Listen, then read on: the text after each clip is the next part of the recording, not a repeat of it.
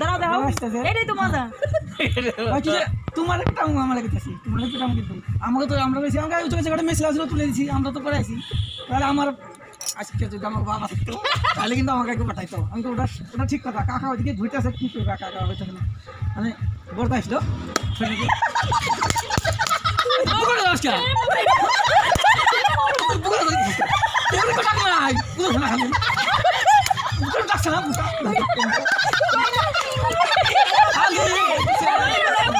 যে যা জানতো খালি চলে গেছে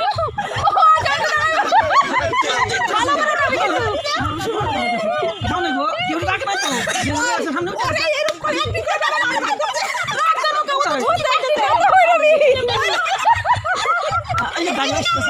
গাড়ি আসতেছে এই গাড়ি আসলে তো